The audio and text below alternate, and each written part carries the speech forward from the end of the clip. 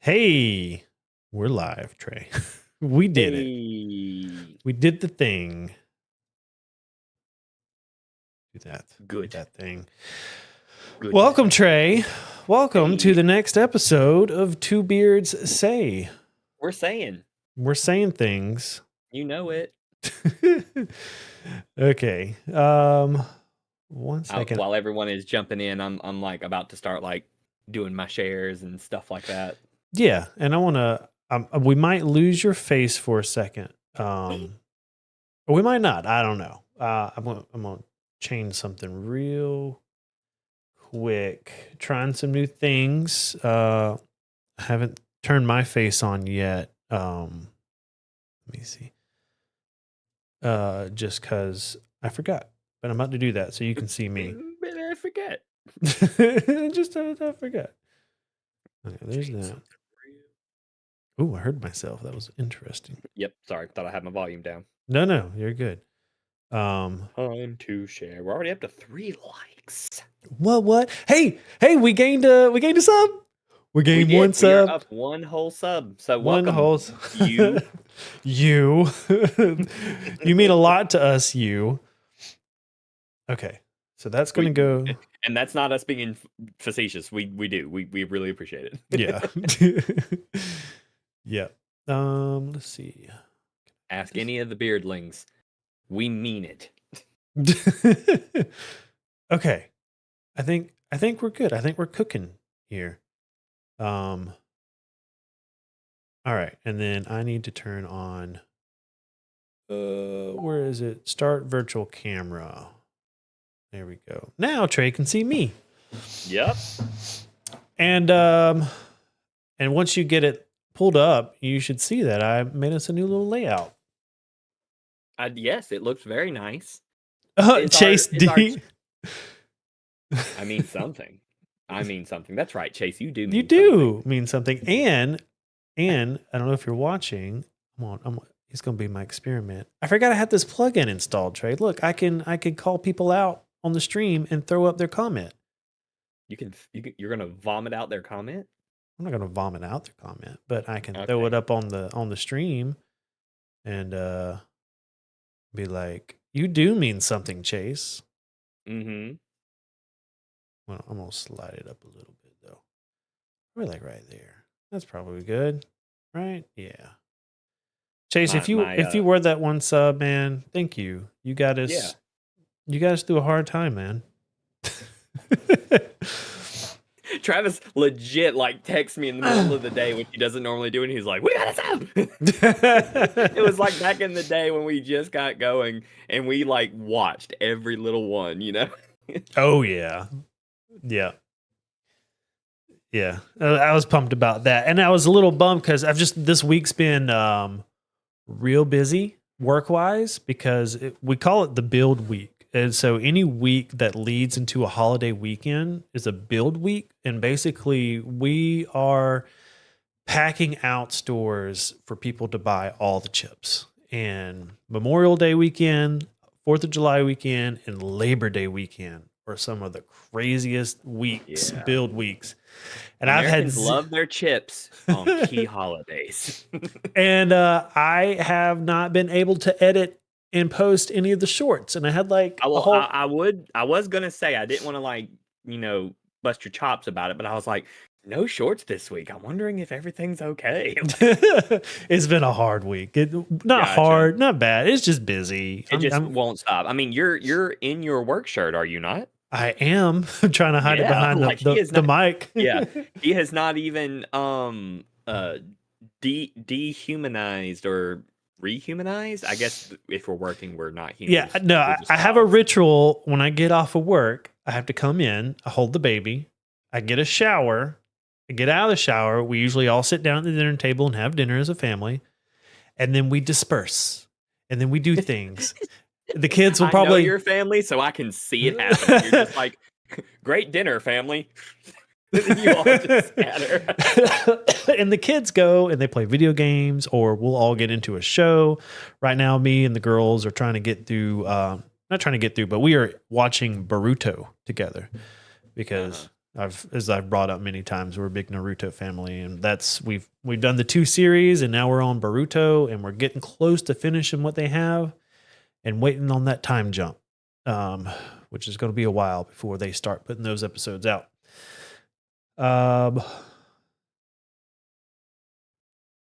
Liam, what's up, brother? How are you? Good to see you. So this is our last Two Beards Say before we start our 1v1. I keep calling it 1v1. Our Travis and I are just going after each other. I'm like, we're just gonna. Yeah. Man, I've got I can't really show y'all, but so I call it I've rebranded the shed to be the dungeon, basically. Nice. Is what I just we refer to it here around the house, either Dad's office or the dungeon. And we have I got a TV mounted on the far wall for D&D purposes, and I'll throw up YouTube while I'm in here working, or me and Nona were playing board games the other night, and I had an anime on, and we were watching that. Just had that going in the background. Anyway, so I figured out Roku TVs. I used to hate on them, but they're kind of like the thing now. And I can wirelessly connect to it as a third monitor across the room. Like, since we're on the same... Their casting stuff is pretty solid. Yeah. So right now I've got all of OBS on this giant TV across the way. And then I got Trey right here in front of me, just Trey. And then I got a little tiny monitor that's just got chat right here. Well, I'm glad you now have a third screen. Dude, I need to sell some. Like, I've got several. I know. Oh man. And it's like, everywhere. Yes, do that. Do the sharing. Do you share it in Discord? I think I'm good. I think it automatically shares. Yeah, I think it automatically shares in Discord. Oh, I should add that to the social. Not everybody is in the Discord. In case y'all didn't know, we have a Discord. You need to go get in there so you're always notified of such things. Yeah, because sometimes YouTube's going to let you down and not tell you when we're live. Yes. But Discord's always going to tell you. Let's see here. There's one group I need to share in that didn't for some reason. See, technology is not perfect. And it's a group that I know would be interested in the Hadhod story. Like the people that know of Hadhod and his backstory, they're going to be wanting to possibly hear tidbits and stuff. Chase do you know Chase? Do I know Chase? I feel like I know who Chase is in my brain, but it's just like I don't talk to Chase on a regular basis if it's the person I'm thinking of. Chase, are you the one who took my garage door motor? Is this the same person? I just need confirmation because it's going to bother me. You know, like the odds of me knowing somebody in the chat are a student. So, like, right. Unless I was your English teacher, Chase, which I could be. I could have been your English teacher. Yes. Okay. That's the Chase I know. Yes. Okay. All right. Yeah. Well, dude, thanks for hanging out and listening while you're working. Are you you guys going through that? I talked to Mike the other day. You guys going through a shut up. Are you guys going through a shutdown or whatever it's called? I don't know. That's what they used to call them back home at the paper mill. Anyway, you on the third shift hours. The wonky hours. Anyway, how are you, Trey? How's your week been? About the same as yours. Just like you said, not like hard, but it's just been nonstop. Yeah. Like it's full tilt. You know, we are into the school year, and when you're a teacher, you just got to hang on for dear life after a certain point. Kids are freaking out because progress reports go home next week. We've already hit the first progress report milestone, and now they're all like, oh, And I'm like, you should have tried harder. You know? Yeah, those first progress reports are always like, it makes it real. Like, oh, we're actually in school. Like, Oh yeah, well, I have to I'm supposed to be actually do doing stuff now. And then you have to, you have to notify parents when grades drop. So of course I've already sent out like 25 notifications that your child's grade has gone down. And they're always like, okay, what can we do? And I'm like, check their grades, do missing work. Like that's all it always boils down to. So can the students and the teachers check their grades online? Is that just kind of commonplace now? Yes, like it's all online. Since COVID, I mean, if there's one good thing that came out of the COVID year is that all public schools revved up their technology usage and understanding. Like everything is online now. Like my school, you can even submit excuses for when you're absent online. Like you don't have to do students can anything, submit really. Excuses. Well, parents. Right. But Yeah. okay. But the idea is you don't have to like bring in a doctor's note anymore and all that kind of stuff. And you can check your grades all the time. You can get notifications on when your child's grade changes. You know, like push you can do notifications. that. If my child's grade goes below a 75, alert Pretty much, me. yeah. That's. I'm glad I didn't grow up in this this world. Oh, it's hard to be a student these days, man. Like we got away with so much because it was just so easy. Nowadays, Right. I'm like I feel bad. Like your kids are, y'all homeschool, so they dodged another bullet there. But like if my kids go into the public school system, then I feel so sorry for them. One, I'm there. Like it's like they don't have to go far to get a hold of their parents. Like they'll get someone to cover my class, and then I'll come rip you a new one. Like it doesn't bother me. I don't have time for this. Keith says, "What, you have to do work?" Nah. Hey Keith, man. That's what they're all freaking out about, is all of that kind of stuff. So I'm just trying to stay on top of it and in my own schoolwork and everything like that. Yeah. So it's a good bit, but you did bring up like this is what I want to do as far as like the subscribers go, since we're starting the new channel and stuff like that. We've been looking at how we can get the audience interacting with the upcoming story and the show and what they can do and all of that. And a great way that we're going to be able to do that is with like memberships and donations for super stuff. But we can't do that until we hit that first monetization milestone, which we're not incredibly far off. So I wanted to just sort of let everybody know. Yeah, let me know, because I am not aware of what that milestone is. All right, so in order to hit that first milestone and we can get into the YouTube Partner Program, which is the monetization program, we have to have uploaded 3 videos in the last 90 days. Check. We're going to be good at doing that, because if you upload even once a week, you're good, and then you have to have one of the following, but I'm going to go for the one that's realistic. We have to have 3,000 public watch hours in the past year. 3,000 hours in the past year. Okay. We currently have 1,242.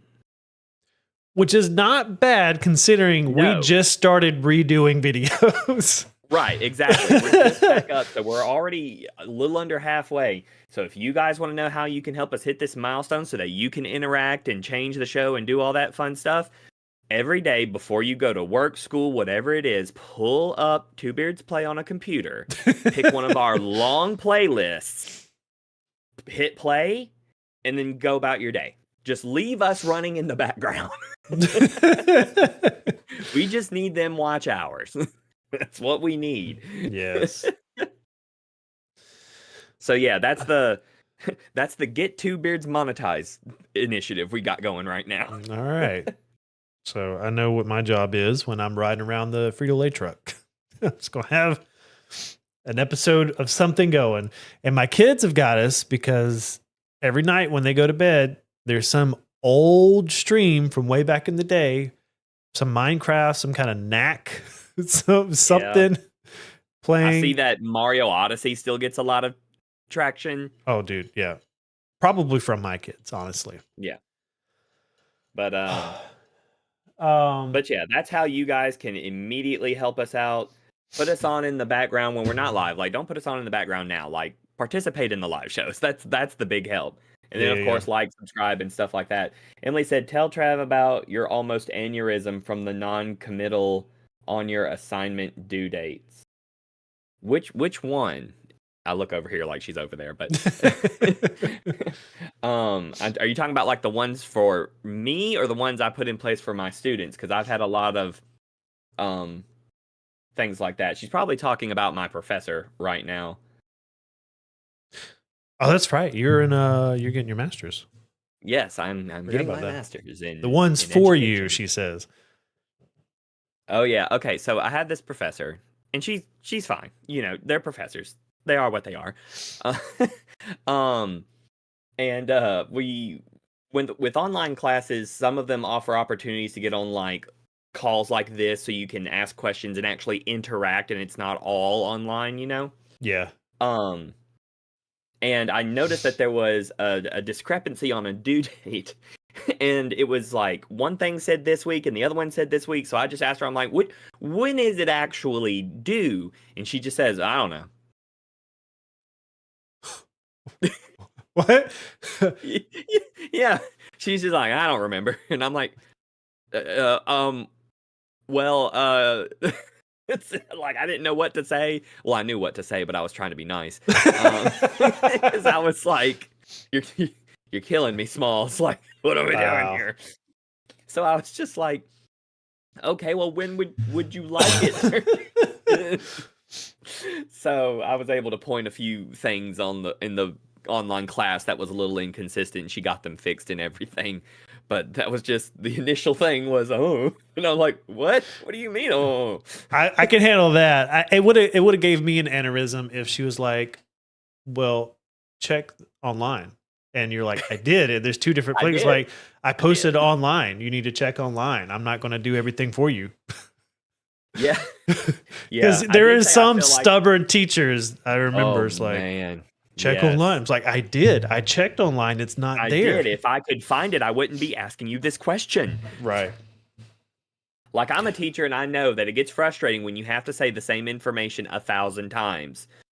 But it kind of comes with the territory, you know? Like, no, we don't want to say the same thing 800,000 times. But if you want those students to pass, you better, you know? If you want me to pass, you better tell me what I need to know. That's so funny. But anyway. Oh, well, okay. Would you like to take a guess? Okay, this is going to be like a segment, I think, every time we do this. What did Travis get this week for free? That's stupidly awesome.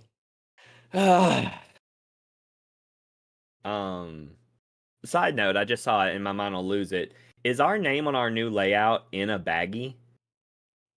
It is in a baggie. Okay, just checking. Because Two Beard says your new drug. I don't Subtle. No. Subtle. Very subtle. No, actually, okay, so Travis took a lot of, like advertising classes in college, and he's like, I know what you want. No, honestly, okay, so this does go it gives you something to look at and ask, why is that there? I don't have a reason. Worked. I don't have a reason for it to be in a Ziploc bag, but I saw a Ziploc bag in Canva when I was designing this. And I was like, why not? I'm going to put it in a Ziploc bag. And you know what? It worked because sure enough, I was like, why is our name in a Ziploc bag? So bravo, sir. Bravo. Your brainwashing classes in college really, really stuck. But what did Travis get for cheap and or free this week? No, that's insanely awesome. Yeah, for free. Okay. Free. Yeah. This is Travis's big flex. Here we go. I'm gonna say you got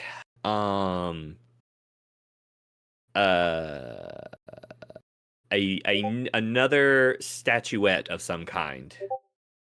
You're not too far off track. I don't think it's a stretch to call it a statuette. Maybe more of it's life size. Oh. You got a full Master Chief set of armor. Oh, I wish. Y'all laugh, but it could happen. Y'all don't understand the stuff Travis gets for free. Like, it does get ridiculous after a while. So everyone in the chat is saying, like, the name's in the bag to keep the freshness in, Trey. Come on, get with it. Yeah, let the viewers come up with the meaning. That's like Art Hey. 101. Yep, y'all write the lore. We'll do it.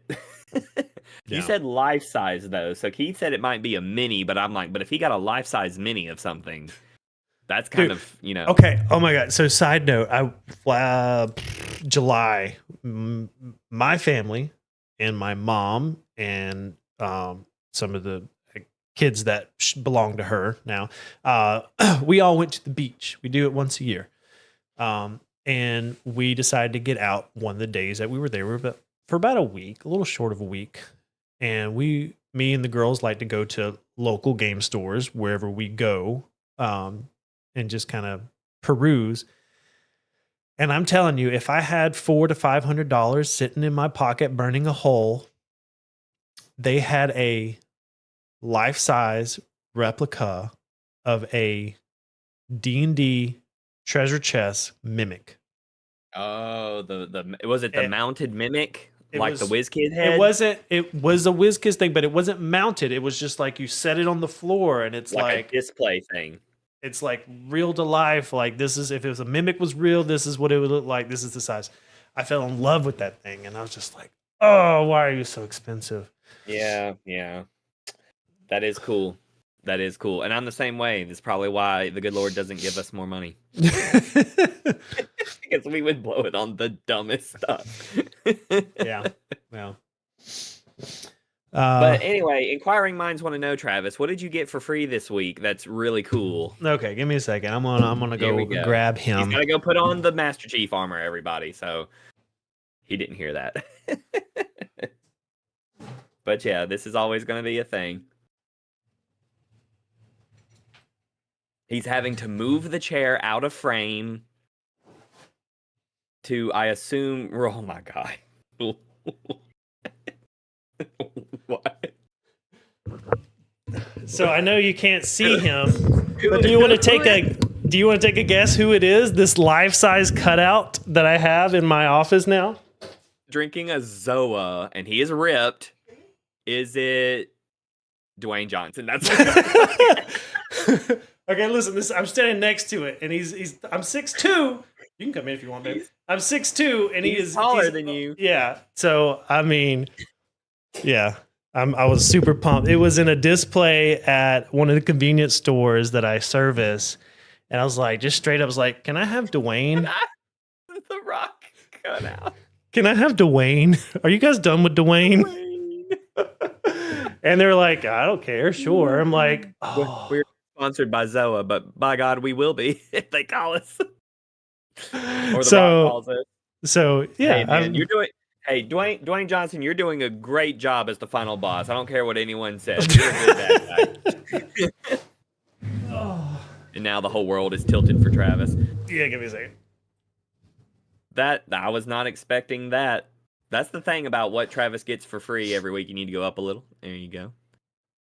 Yeah.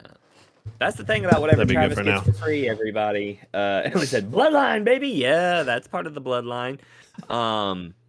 You never really know. You never know what's going to happen or when he's going to get it or what's going to happen.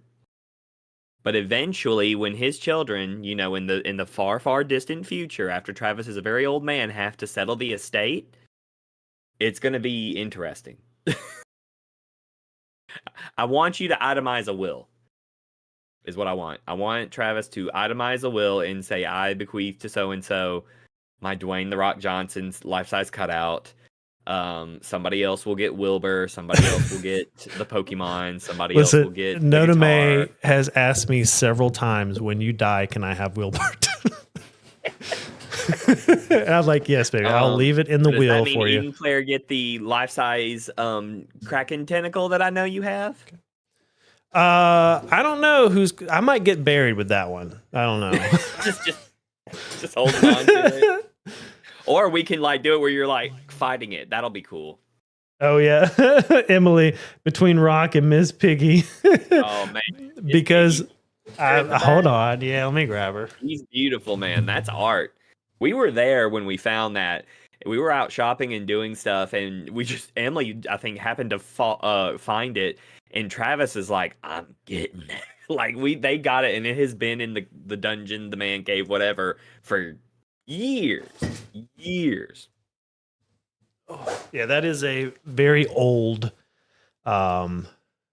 printed on like I'm sure the Henson Foundation, if you like reached out and said, "I've got this," they might actually make you an offer. Like, like it's part of our history. particle board. Like it's printed on. I mean, it's like it hung somewhere important at some point.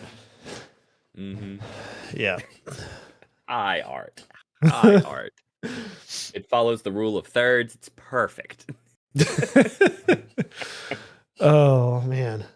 Yeah. They said it was a surprise for you. Okay. Yeah, Chelsea found it at some thrift store. They got a hold of it, and I was like, okay. Yeah. Yeah. Yep. But speaking of Wilbert, I know I pitched this to you already, but I want to see what the Beardlings think.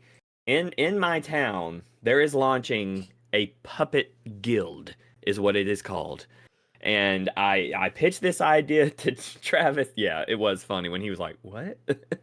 But I pitched this idea to Travis this week, and his immediate response, which if you don't know Travis, you don't always get an immediate response. I'm trying to be better about that. Yeah, but when you get one, you could tell he means it. And his immediate response to me was hard pass. So I did what any good friend would do and signed you up. What? Yes, you're now a member of the Troy Puppet Guild, you and Wilbur. Your first meeting's tomorrow at 6:30, so you better be in attendance. I'm just saying. They're impressed with your puppet making skills, and they are excited to meet you. If you were actually serious right now, Trey. I'm just saying, when you start getting concerned phone calls that you didn't make the meeting. Oh my goodness. It's great. These three people that I see that that you have been talking to, they've got a great article in the messenger where they have like puppets, but they're like bees on their fingers. It's right up you and Wilbur's alley. You're gonna be kings of this place. I want you to shut up right now because I've got a finger puppet bee right here. What did I say? What did I say? Travis is like, I'm not doing this, and I'm like, dude, you are the puppet man. Like, he's like, I'm not doing it, and I'm like, dude, I feel so called out right now. It's not my fault. I know you well. So when you're president of the Puppet Guild or the quartermaster or whatever weird title they're going to, and he has a name and you got to name your puppets. Of course he has a name. Pray tell, Travis, what is the bee's name? Well, his name has to be said in a certain way. It's a joke between me and the kids, but his name is John Michael. John Michael the Bee. All right. And this is why you listen. You buy the guild. Listen, you buy one puppet and you get labeled the puppet Travis, person. In this little bit we've been doing, you have exposed two puppets. I'm pretty sure that gnome over your right shoulder is also a puppet. Is that red cap gnome right there a puppet? This? Is that a puppet? It's not a puppet, No? but okay. I found it at the bin store, and this is like handmade. Oh my God, that's a nightmare. It is a nightmare. Oh my Lord. And he had to come, like, this is handmade. Somebody sculpted his face with clay to make this. And I was like, I can't leave you here. You're $3. You're coming home with me. No.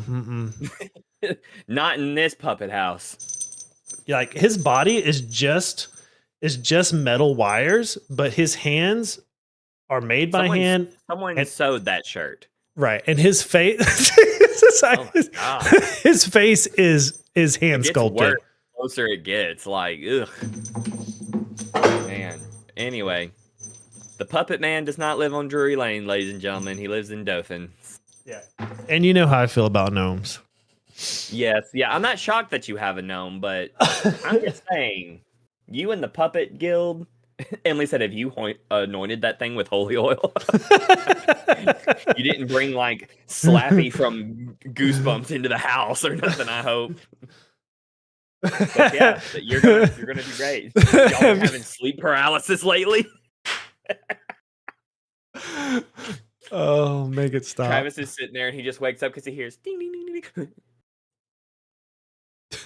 No, I tell you, like okay, a little fun fact. I sometimes sleep out here in the shed because of our current life situation with the baby. I go to bed about 8 o'clock and I get up about 3. Mm-hmm. If I'm in the house, my alarm's going off about 3 At 3 a.m. and that's not good for an 8-month-old and a wife who has been up all night breastfeeding. So I've got an old army camping cot. It is the most comfortable thing I've ever slept on because it's hard as a rock and I'm at that age. Okay.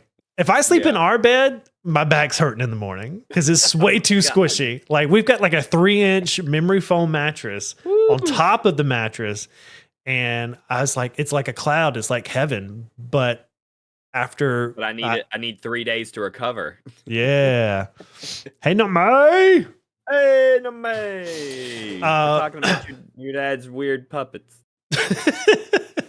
And but anyway, you're gonna wake up on your army cot one night, and you're gonna see. And I'm gonna hear that gnome. Yeah, right. And they're gonna be like duking it out, and you're gonna have to witness this fever dream. Yeah, I'm just gonna hear this all that is real. in the dark, and I'm gonna wet the bed.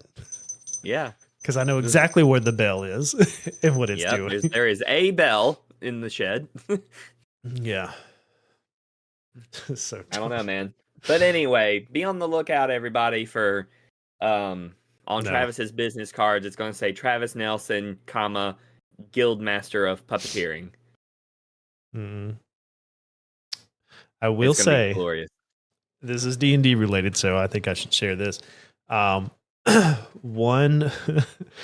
of my campaigns, and I've shared this in the past, but there was a magic item that was a sock puppet that if you put it on your hand, it had a soul in it from some type of creature. I guess, that's been like 10 years, 8, I don't know how long ago. It was a dragon soul. Like it was a dragon that got punished and his soul got put into a sock. And so if you put the sock over your hand, he basically took control of your hand and talked or whatever, but you could pull him off. It wasn't, you weren't locked into it. But whatever he was on, he had control of. And one of my players made me a sock puppet, put buttons on the eye for eyes, and made him a little wizard's hat. And in game, whenever Usador came out, that was his name, I would put the sock puppet on. I forgot that was his name. Stole that, whatever. But I would put the sock puppet, and I would DM behind the screen, and this would be me. And I'd be like, I am Usador. I shall not be made fun of. And yeah. It's fun. It's fun puppeting. It's the best Which hobby in the world. And that's why you're the Guildmaster. I've got a wrestler for you that I think you would love. A wrestler. I need you to go. Is it the man show? No. Okay, because he did the sock thing, right? He put the sock on, he pulled it out of his pants, and Mankind and all that. Mankind, no. There's another one. Okay. Do you have the ability to Google? Can you Google without messing stuff up? Is what I'm asking. I think so. Oh yeah. I need you to Google Mr. Iguana. Oh God. Okay. And you're gonna love it. Mr. Iguana. Yep. Oh God. You got the guy with the face paint? Yeah. Mm-hmm. Yep. He is a luchador from Mexico, and he has an iguana puppet that he wrestles. Oh, that's with. A puppet? Yes, that iguana is a puppet. That's a puppet. I'm sitting here like, I saw the iguana in the pictures, and I thought it was real, but I was like, nope, that's a puppet. And so that is La Yesca, and she is dynamite. She does wrestling. Wait, what's her name? La Yesca. La Yesca. Yes. So I'm like, Travis would love him some Mr. Iguana. Just saying. No, and listen. This man commits. Listen, you buy one puppet. Doesn't mean you're a puppet person. You don't have one puppet. You have puppets. Okay, listen, I also have kids. Yeah. Oh my gosh. Anyway, But yeah, if you guys are into puppeting or want to get into puppeting, you can meet Travis at the meeting of the Troy Puppets Guild tomorrow evening at 6:30. Google it. You can get all the information. You know, if Not a I sponsor, lived, but if by I God, we lived will in, partner with them. if I lived in Troy and you really signed me up for that, I would go just for the content. Like I The would, story, the follow-up story would be amazing, I'm sure. because I've got this little guy here that's Oh, magnetic. You would spy on those poor people. And just put it right here and just like go in. It'd be like an AA meeting or something. We just all sit around, talk about our puppets. I'd bring Wilbur. And That would be great because then, the people would talk, but then the puppets would talk and everyone would treat them like they're their own people. Emily, the puppets are in your shed though, Trav.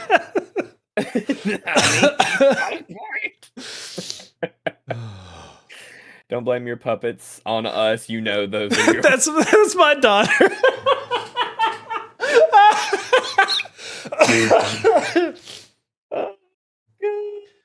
That's great. Oh my Oh God. man, my cheeks hurt. Oh my God. Dude, okay, so this is kind of cool.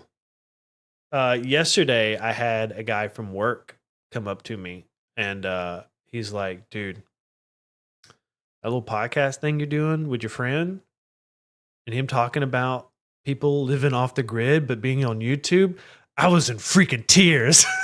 That was the funniest stuff I've ever. And I was like, we're back, baby. Yeah, we're back, baby. We're back. Oh, God. And the thing is, I don't know if what I say is actually funny or if it's just my old man reaction to things that Both? people love. Like if I really do fear what I'm gonna be like when I get actual like old, like I'm gonna be such a curmudgeon old wizard in his tower, and I'm gonna be like, the sky used to be bluer, like, and I'm just gonna be so angry about everything.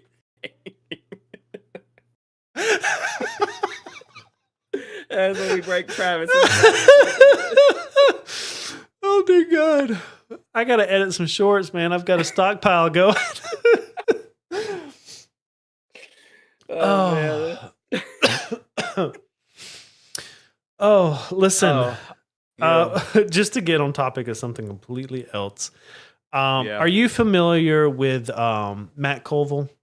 My favorite the internet D&D person. He did the Strongholds material. Yeah. Strongholds and Followers. Okay. He also I love his work. Yes, he also released a monster book for 5th edition called Flea Mortals. I have for Christmas my mom / hold on, I'm gonna stop myself before that sounds really weird. My mom and my wife got together and got me a gift, and during the holidays they had like the special edition copy of Flea Mortals that was like black hardback with a nice dust jacket, and it came with a t-shirt of like one of their signature creatures. It's like a beholder, but like the eye stalks are like floating instead of being. It's really cool. So I've got that and a t-shirt for Christmas. Okay. Excellent book. Tons of great monsters, and he kind of has his own mechanics in there that make running them easier and a lot more fun. But he's like, I'm not going to say he's my hero, but everything that I do as a DM came from his decades of experience. Like he is definitely on like your dungeon master pantheon is what I call it. Like you've got those dungeon masters that you're like, I don't like idolize you, but I really like the way you do stuff and I learn a lot from you. So he's like up there, and I get it. That's a good one to have on there. Matt Colville has been in it for a long time. I mean, and he knows his stuff. Yeah, since it started, really. But for years, and I've been keeping track of it, like pretty much every movement. I didn't back it on Patreon Kickstarter, just because I always just wait till it comes out and just buy his content. But they just released their tabletop RPG called Draw Steel. Like it's their whole system. And Trey, when right now, a lot of people are making their own stuff because they're not happy with Wizards. Right. Well, I'm telling you, I almost pitched a system change because all week I have been like researching and learning about this system. And even if we do 5th edition, this might be what I use going forward. Like, I really like it. Like, I really like the Daggerheart system that Critical Role came out with. It's really cool, but it wouldn't quite convince me to pull away from 5e just because we're so invested. Draw Steel would, like, without a doubt. Yeah. And the thing is, like, we're not like, you and I have never said we only do 5e. Like, correct. We've never been like full on committed to it. But my thing is, we go back to 5e because we both know it so well that it's easy to do a show with because we just go with it. Yeah. Now, if we learn another system just as well, I'm down with that too. What I don't ever want is to let mechanics hinder a story. You know what I'm saying? Right. You know, and it's one thing when we're sitting around, you know, just goofing off learning new stuff, but we've always tried to do really good things here on the channel. So I'm down for it. I would have to get a hold of it and learn it as well, or you could teach me. Heck, that might be a fun live stream one week, you teaching me how to do it. Maybe, you know. So yeah. I'm open to stuff like that because at the end of the night, it's still the story that I'm focused on, not the mechanics. Yeah. Yeah. So I've been watching. They've done a short live stream through like their starter box basically that you can also get to, you know, starter adventure just to kind of see how it rolls, and a couple just a couple highlights. You guys are talking or watching a stream about D&D and nerds and two guys who love to play it. So strap in. Sorry. ADHD medicine kicking in. There we go. So one of the key things that they kind of talk about in their system, and I've definitely ran into this, and I ran into this issue Sunday whenever I was DMing for my every other week campaign that I've been running for over a year now, is that in 5th edition, we got 6 people on the table. We got me DMing, and I've got like 4 or 5 monsters. When it eventually gets your turn and you get to do one thing and you roll a die and you miss, and now you've got to wait till it's your turn again. Yep. That sucks. It definitely sucks. We've got a Haragon in the group, and he's a gunslinger, and he rolled something where his gun misfired, like it was a low roll. And when that happens, you have to use an action to repair your gun before you can shoot again. So not only did he miss, his next turn, he had to repair. Wait. Yeah. And then by the time he got back around and he could go, a lot of stuff was dead. Anyway, I have had this issue, and you probably can attest to it too, Trey. Like as a DM, like it's frustrating to see your players get to their turn and like, oh, well, I missed. That was it. That was my turn. That's all I could do. Yeah, it definitely sucks. So with Draw Steel, you always hit. Okay. Monsters always hit. You always hit. But you determine in what severity that you do damage. So the way their system works is you do whatever you're going to do if you're attacking, or if I'm they call it the director, but the dungeon master. If I'm the director and I'm using a goblin and I'm attacking, what you're going to do is you're going to roll 2d10s. Okay. And I think it's, there's 3 tiers. So there's tier 1, tier 2, and tier 3. Anything, I think, don't quote me on this, but 11 and below is tier 1. 12 to 15 is tier 2. And then 16 and up is tier 3. So depending on which tier you roll depends on the amount of damage that you're going to do. Okay. So it's my turn. I roll. So I get tier 1 in damage. That's the damage that's going to happen. Anyway, there's a lot of really cool resources that you manage as a character and as a DM. So each class has what they call like a hero resource or a character resource. So like rogues have their own resources, Furies, which are like barbarians, they have their own resource. And what happens every time it's your turn, these resources are what power your cool abilities. Okay. And if you don't use them in combat, you lose them. So there's like a driving force not to hoard them or like try to hang on to them, but to use them. But DMs or directors also get a hero resource, and it's called Malice. And Malice is what you use to fuel your creature's cool abilities. And as the combat goes on, you get more and more Malice. So let's say you start a fight off with like 6 goblins, and you've got, I'm just pulling numbers, but say like 6 Malice. Okay, you kind of have to divvy that up between 10 goblins or how many goblins you have. But as the fight goes on and your goblins go down to say 2, and you've got more Malice, well, now you've got more Malice to spend on really powerful abilities for just these 2 goblins, which keeps the encounter more difficult instead of like, it's like scaling an encounter backwards as you go along. It's like Right. it's like in video games where you take out all of the minions first, and then the last one there is obviously the big bad boss. That's how he has survived so long, and then he can do cooler stuff. Basically, yeah. And so like, just because you're losing monsters or you're losing turns doesn't mean the encounter is getting easier, because now I just Right. have all this Malice to spend on the high cost Malice abilities that these monsters have. And what's cool, and I really like this, there's no initiative. So the monsters go and then the players go. And for what I understand, like there's different classification of monsters. So like I say, if you've got goblins and kobolds, just 2 random things, like the goblins go together because they're kind of a group, and the kobolds. But what happens is, say I've got 6 people at the table. I say, okay, now it's your turn. You guys figure out what you want to do as a group in what order.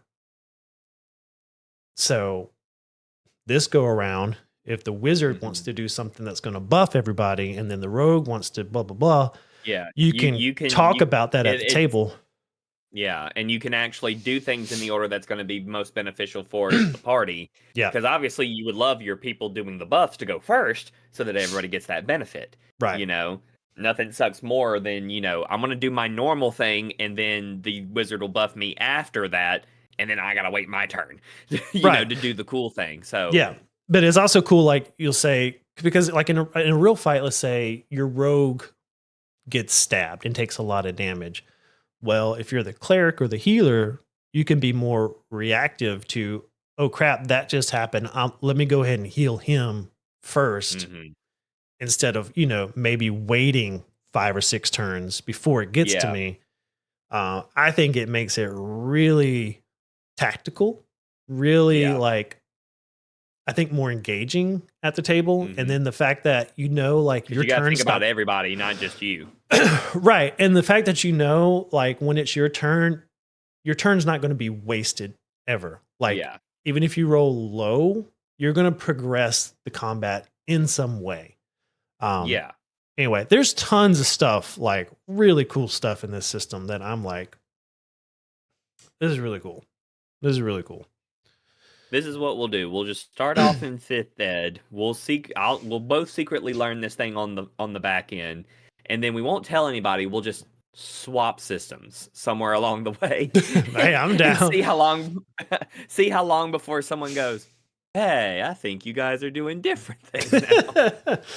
Yeah. So that's Not what that anyone will really notice or care, but yeah, that's like what my dungeon master brain's like really pumped about right this moment. Like it just came out. Yep. I've been watching tons of videos on it.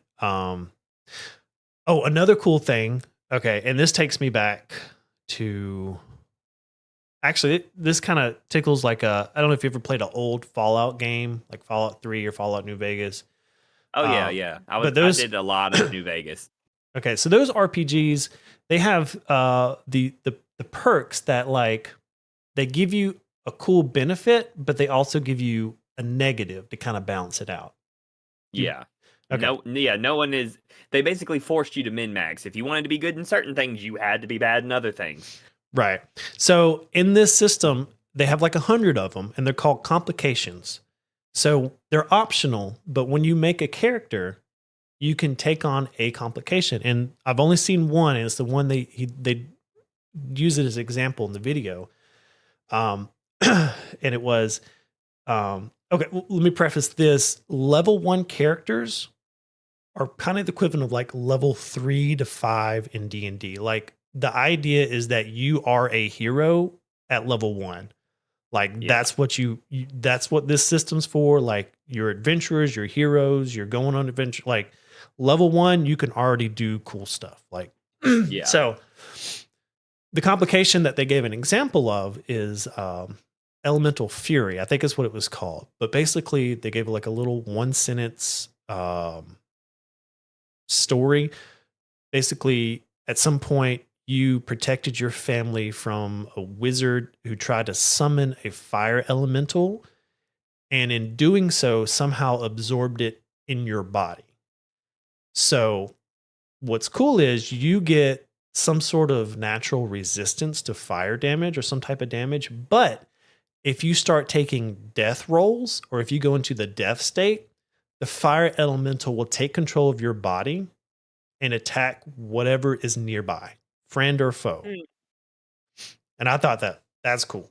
That's really cool. Yeah, like it makes it more like I need to avoid that because especially if your character's aware of it happening, right? Then they would know like I have to be careful or else it could go so bad. Yeah. Like you basically go down and then the equivalent of, the X-Men Phoenix comes out and you're suddenly like supernova everywhere and everyone's like, what's happening? Yeah. I like that. I gotta say, you're pitching it, and I'm like, I'm interested in that as well. That's yeah. So I think sounds like it's good for storytelling, and that's what I'm ultimately wanting is good storytelling for our shows. And if we could find a system that is more friendly to storytelling instead of mechanics, I'm down. Okay. Well, I think I know you might have been joking, but I think what we'll do is we'll start with 5th, and as I learn more about it and behind the camera, we can maybe build a character and test run it or something. And look into it. Because I will say Daggerheart's really cool, and their main focus is the storytelling with combat.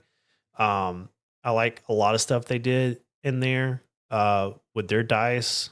Because their dice system is also a 2d10 system, but one is one's like I can't remember what they call it, but one's a good die and one's a bad die. And so when you roll 2d10, whichever one has the higher number puts a point in, like you pass, but the bad die was higher. So something bad's going to come out of it. Yeah. Or if if you fail, but the good die was higher, you're still going to get some positive from it. And that makes some really cool storytelling opportunities as a DM to use that. Yeah. You gotta be on your toes though. yeah. That's a lot more freedom, but pressure on the DM. I feel like you can also fall into all right, you succeed, but this happens, and it's your same go-to things. I can see that, and maybe there's more to the system because I haven't ran it that I'm missing out on. But that's what I've gathered from just reading the book, because I did buy that one. I actually my superpower came into effect with Daggerheart because our Barnes and Noble had one copy and they put it out a week early, and I saw it on the shelf and I was just like, yoink. And my D&D group was like, I've got mine on pre-order. It hasn't even come out. How do you have that? Yep. I'm telling you, man, it's one of the best superpowers I've ever seen in real life. I will say in the Daggerheart book, man, the artwork is beautiful. Like, they're the crit roll people are gonna get the good artists. Yeah, they're big on their artwork. Anyway, that's Yep. what I got. I've rambled.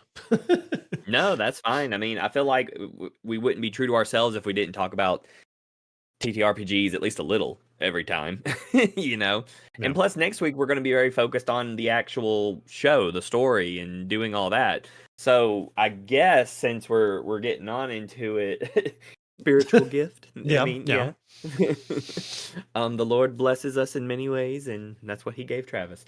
And so, is there anything? Because I kind of told people we might be doing like session 0 stuff tonight to sort of set it up. Is there anything you want to share with the people or anything like that as the dungeon master? Because, like you said, next week the 1v1 kicks off, and you know we're slinging bows at that point. So I guess that's what my question for you is: do we have any session 0 stuff to sort of like tell people how we're going to do this, or do you want me to share anything about Hadhod, or what do you think would be a good setup leading into next week? It's a really good question. Yeah. I guess maybe the best thing to do is to set expectations. Not that, not that like we've got like a large follow. Got John Michael, my fingers. I'm telling you, it's been on your hand the whole time.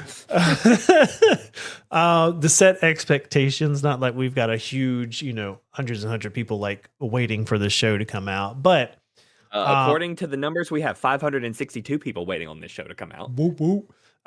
Yeah.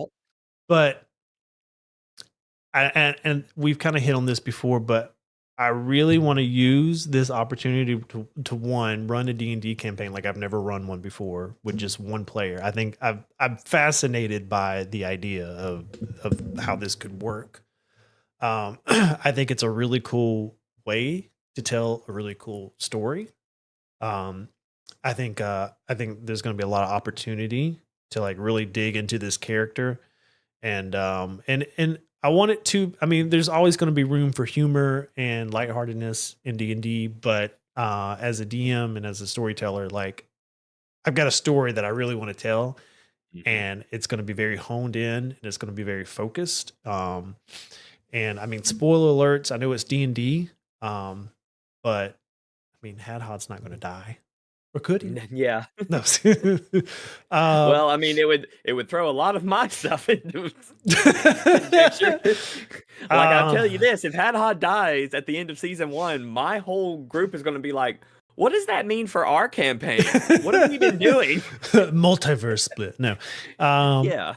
So, I mean, using our brain, like, okay, Hadhod, obviously, there's story for Hadhod long after what we're going to tell. And so, yeah, the point, there will be conflicts and there will be consequences for fights if they turn out a certain way. Obviously, death really isn't it, probably. And so the focus is the story. Hadhod's died before. I mean, it's true. It's true. It's part of the territory when you're an adventurer, man. Like, you could die. Yeah. Good. Yeah. So, but yeah, and so you've rolled Hadhod. You've got him at level 1, a fighter.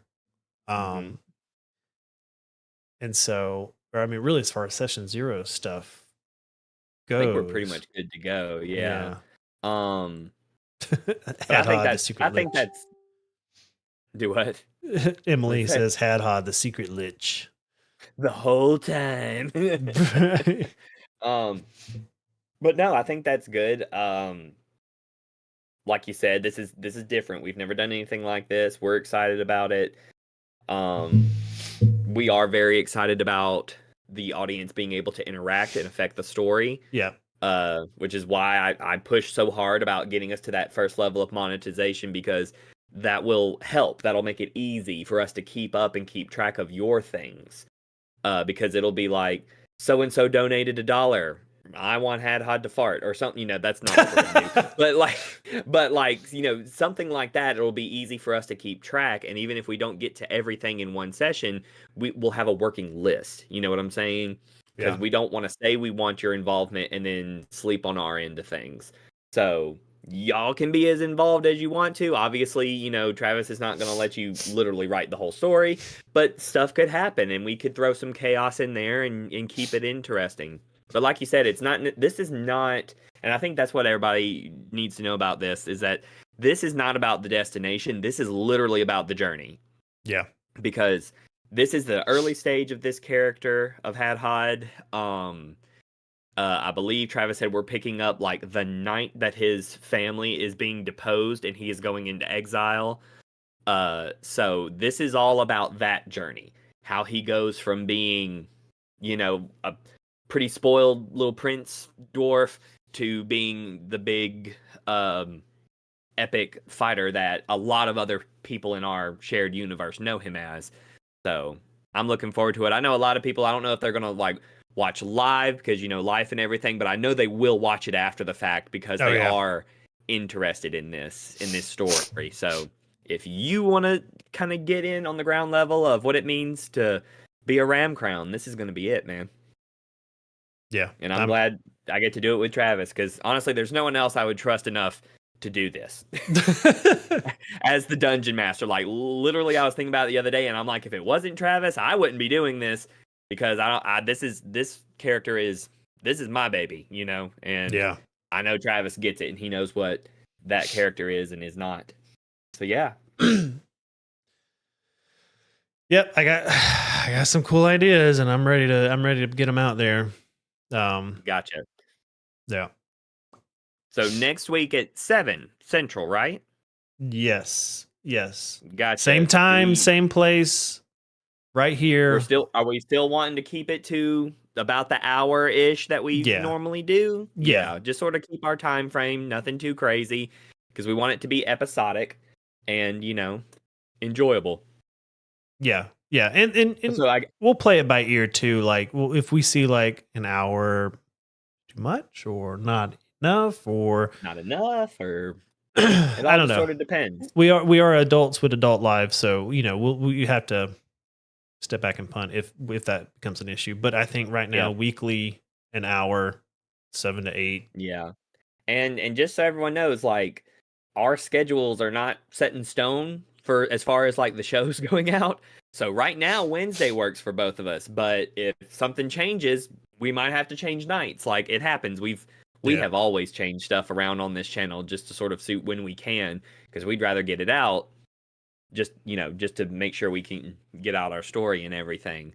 So next week, be on the lookout for Table Scraps going live. It won't be Two Beards Say. It'll be a completely different, our other show, Table Scraps, and bring it back and do all that fun stuff. If you're wondering kind of what Table Scraps is, don't worry about all the other videos because our last campaign is nothing like this one.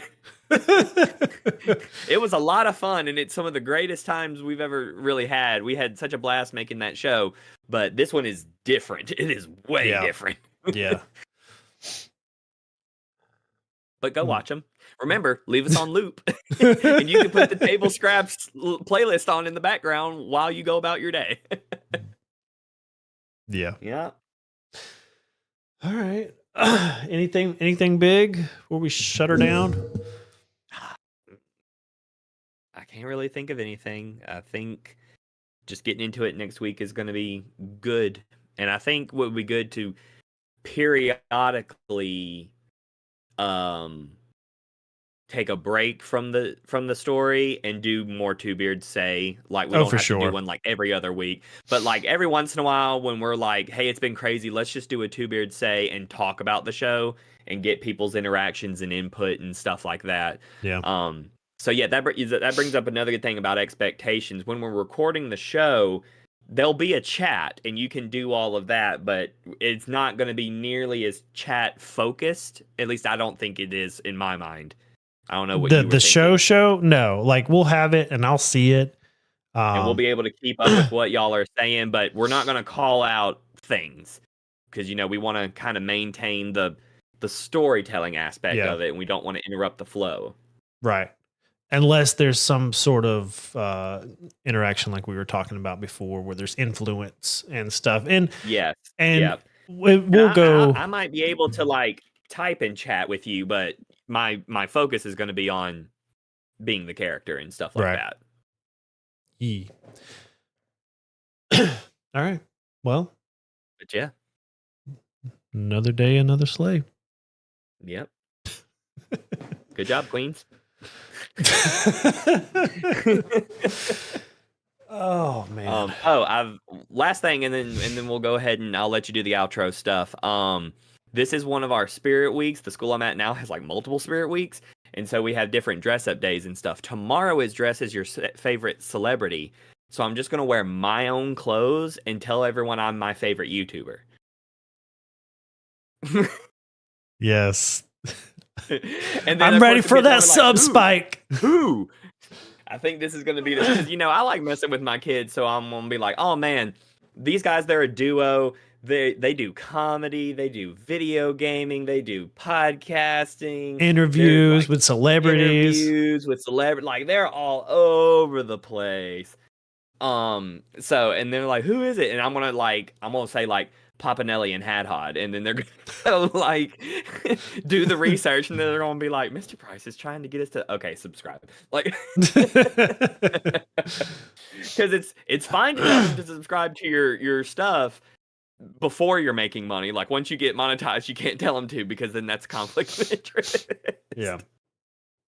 So funny. Yeah. But All yeah, right. so maybe in the next week we're gonna get some sub bumps. We'll see. Yeah. All right. I'm gonna do something. I think I should probably do after each episode. Shout out the top fans this week. At number 3, we've got Chase. Number 2 is Keith. Chase means something. And number 1, we got Emily.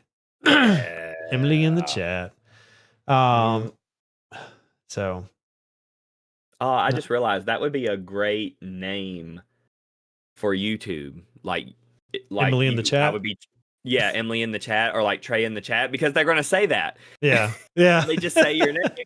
Anyway, sorry. Yeah, you're good. Anyway, thank you guys for hanging out with us for another hour. Tune in next week as we take a stab at this D&D show idea that we have. Tell your friends, if you know people who like D&D, be like, hey, this is a pretty cool idea. You should check it out. Go find us. I put new little social things here. We're in all these places. Just search Two Beards Play. We're also on Discord, so I'm going to add that one next. Can't even see your hand, Trey. Yeah, I know. I'm just being an idiot. Yeah, so just search Two Beards Play. We're on all the things. Go give us a follow, like, sub, whatever is appropriate there. And that's it. I love you. And you're special. And you're doing good work. And I'm proud of you. Thanks, Dad. Hey, somebody somewhere needed to hear that. That's true. It's always good to say. Yeah. Later, guys. Bye.